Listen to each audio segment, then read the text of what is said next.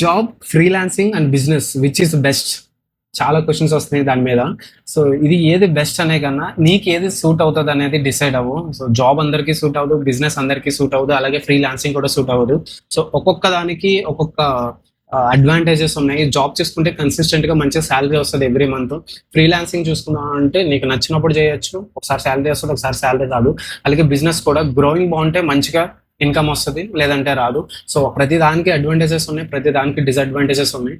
బయట ఉన్న హైప్ ని బట్టి జాబ్ చేద్దాం, లేదంటే బిజినెస్ చేద్దాం, లేదంటే ఫ్రీలాన్సింగ్ చేద్దాం అని డిసైడ్ అవ్వకండి. మీకు ఏది సూట్ అవుతుందో అండ్ మీ లైఫ్ కి అండ్ మీ ఫినాన్షియల్ లైఫ్ కి అన్నిటికీ లింక్ అయిన తర్వాత ఏది బెస్ట్ సూటబుల్లో అది మాత్రమే చేయండి. ఇదర్ బిజినెస్ అయినా సరే, జాబ్ అయినా సరే, ఫ్రీలాన్సింగ్ అయినా సరే. సో స్టూడెంట్స్ చాలా అన్రిలేటెడ్ డిసిషన్ తీసుకుంటున్నారు. బయట బిజినెస్ బాగుంది, ఆ జాబ్ అంటే స్ట్రెస్ ఉందని డైరెక్ట్ గా బిజినెస్ లోకి వెళ్తున్నారు, చాలా మిస్టేక్. అలాగే బిజినెస్ లో మిస్టేక్స్ ఉన్నాయని డైరెక్ట్ గా జాబ్ లోకి రావడం, లేదంటే ఫ్రీలాన్సింగ్ చేయడం. సో ఇలా బయట హైప్ ని బట్టి డెసిషన్ తీసుకోకండి. మీకేది డిసైడ్ అవుతుందో, ఆ మీకేది సూటబుల్ అవుతుందో అది తీసుకోవడానికి ట్రై చేయండి. డెఫినెట్ గా లైఫ్ ఒక లెవెల్లో వెళ్తుంది. Thank you.